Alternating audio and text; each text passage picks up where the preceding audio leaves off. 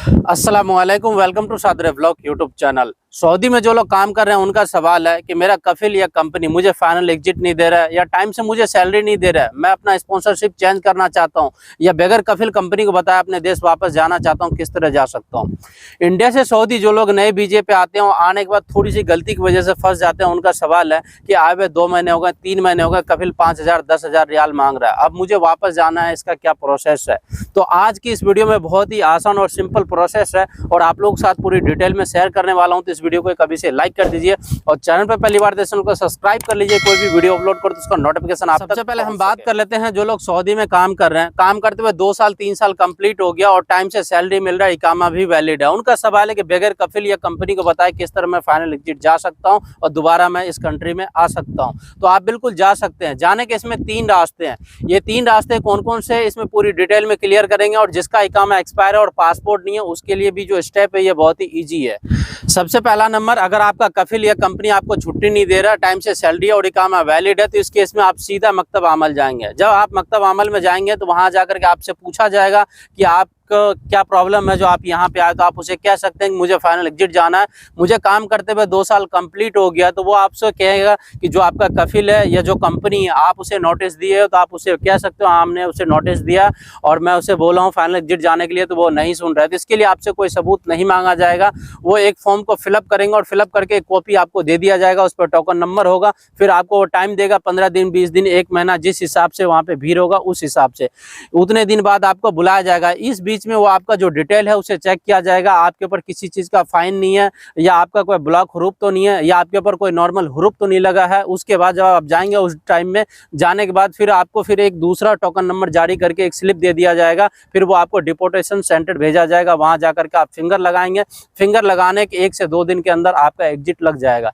जब आपका एक बार एग्जिट लग जाता है और कफिल या कंपनी के पास नोटिफिकेशन जाता है तो चाह के भी वो आपके ऊपर हरूफ नहीं लगा सकता है, ना ही वो इसे कैंसिल कर सकता है। वो कैंसिल तब कर सकता है अगर वो आपका फाइनल एग्जिट लगाता है या हरूफ लगाता है तो उसके हाथ में अथॉरिटी, अगर लेबर कोर्ट या इंडियन एम्बेसी या महकमा कहीं से भी अगर आपका ये काम होता है तो कफिल के पास जो राइट होता है वो बिल्कुल खत्म हो जाता है, वो इस चीज को नहीं कर सकता है। इसमें कोई फीस नहीं होता है। अगर आपका इकामा एक्सपायर है, एक्सपायर हुए 10 दिन कंप्लीट हो गया या आपके पास पासपोर्ट नहीं है, तो इस केस में भी आप जाएंगे महकमा में जाएंगे या इंडियन एम्बेसी में जाएंगे या लेबर कोर्ट में जाएंगे तो काम आपका आसान तरीके से हो जाएगा। अगर आपके पास वाइट पासपोर्ट नहीं है, सपोज करो अगर आपके पास पासपोर्ट है तो ठीक है, अगर नहीं है तो फिर आपका वाइट पासपोर्ट ही बनेगा। एग्जिट के लिए आप इंडियन एम्बेसी जाएंगे तो 60 रियाल का फीस वेट वगैरह लेके टोटल 65 रियाल आपको लगेगा और 65 रियाल दे करके आप पासपोर्ट ले लेंगे। ये पासपोर्ट आपको डिमांड के ऊपर अगर भीड़ होगा तो आपको टाइम दिया जाएगा, 2 दिन बाद आओ या 3 दिन बाद आओ, इसके लिए आपको अपॉइंटमेंट लेने की जरूरत नहीं है।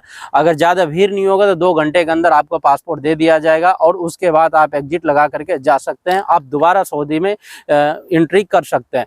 और आप लोगों का ये भी सवाल होता है कि मुझे इंडिया से सऊदी आए हुए 2 महीने हो गए, 3 महीने हो गए, जिस काम को बोल के लाया गया था उस काम को नहीं दिया जा रहा है और मैं फाइनल एग्जिट मांग रहा हूँ तो मुझसे 5-10 हज़ार का डिमांड किया जा रहा है। इस केस में क्या है कि जिस काम को आपको बोल के लाया गया था और उस काम को अगर आपको दिया जा रहा है तो आपको काम को करना होगा। अगर उस काम को आप नहीं करते हैं, आप कहते हैं कि मैं अपने देश जाना चाहता हूं, अगर वो आपसे फाइन चार्ज कर रहा है तो आपको फाइन पे करना है।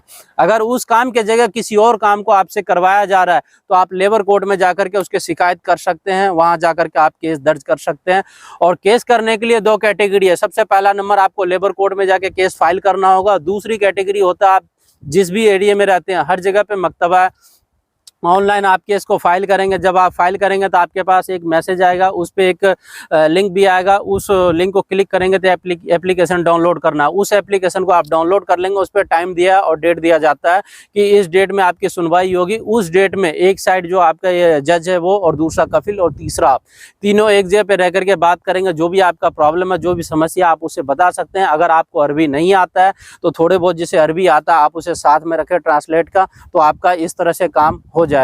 क्योंकि आपको डरने की जरूरत नहीं है। बहुत से ऐसे कफिल या कंपनी कहते हैं कि मैं आपके ऊपर ब्लॉक हरूफ लगा दूंगा तो आपके लिए प्रॉब्लम हो जाएगा, तो ऐसा कुछ नहीं है। क्योंकि लगाना और कहना बहुत आसान है और प्रूफ करना बहुत ज़्यादा मुश्किल है। जो लोग इंडिया से सऊदी काम के लिए आ रहे हैं बिल्कुल आ सकते हैं, बिंदास आ सकते हैं। और खास करके इन बात का ध्यान रहे, अगर आप किसी भी यार दोस्त रिश्तेदार से वीज़ा लेते हैं और आए हुए आपको 2 महीने हो जाते हैं या 15 दिन होता है और उसके बाद आपका कफिल कहता है कि मुझे इतने पैसे दो तो जाने दूंगा या मुझे तुम पसंद नहीं हो तुम वापस चले जाओ। तो इस केस में बहुत ज़्यादा प्रॉब्लम होता है। अगर यही वीज़ा आप ऑफिस से लेके आते हैं तो ये सारी प्रॉब्लम खत्म हो जाती है, क्योंकि ऑफिस वाला रिस्पॉन्सिबिलिटी होता है। मेरे हिसाब से अगर आप सऊदी काम के लिए आ रहे हैं तो कोशिश करें कि किसी ऑफिस से वीज़ा लेके आएँ। ऑफिस से यही है कि 2 पैसा थोड़ा कम मिलेगा, पर आपकी फुल गारंटी होगी। किसी हाथ का वीज़ा हो तो बहुत ज़्यादा प्रॉब्लम होता है। कुछ भाइयों का ये भी सवाल होता है कि कोई मेरा यार दोस्त रिश्तेदार है, वो वीज़ा दे रहा है, वो आपको वीज़ा देके तो बुला रहा है, अगर कल को कोई प्रॉब्लम होता है, अगर वो जाकर के उस कफिल या कंपनी से बात करता है तो उसे सीधा कहते हैं एस दखल अंता। मतलब इसमें क्या है कि उसका कोई भी दखल नहीं है, इसलिए जो आप हो या उनको, उन दोनों के बीच में जो आप बात करोगे वही बिल्कुल ही क्लियर होगा। क्योंकि इन चीज़ के ऊपर आप लोगों का बहुत से सवाल था। अगर आपका पुराना हुरूफ लगा हुआ है तो आप इंडियन एम्बेसी या महकमा या मकतब अमल में जाकर के क्लियर कर सकते हैं। अगर आपके ऊपर ब्लॉक हुरूफ लगा है तो इस केस में अगर आपको पुलिस पकड़ भी लेती है ना, तो 1 दिन 2 दिन में आपको छोड़ दिया जाएगा, क्योंकि आपके ऊपर केस चल रहा है। आपको लेबर कोर्ट में जाके केस फाइल करना है। 1 से 1.5 महीने के अंदर आपका क्लियर हो जाएगा। उसके बाद आप अपने देश वापस जा सकते हैं, और दोबारा आप आना चाहें तो आप आ सकते हैं। तो आप लोगों का इनके ऊपर बहुत से सवाल था, मुझे लगा पूरी डिटेल में आप लोगों को बताना चाहिए। अगर और भी आपका कोई सवाल है तो आप मुझे कमेंट कर सकते हैं। इस वीडियो के डिस्क्रिप्शन बॉक्स में इंस्टाग्राम और ट्विटर का लिंक दे दिया हूँ, तो आप लोग मुझे पर्सनली कांटेक्ट कर सकते हैं। तो मिलते हैं आप लोगों से किसी नेक्स्ट वीडियो में और किसी नेक्स्ट अपडेट के साथ। तब तक के लिए खुदा हाफिज़।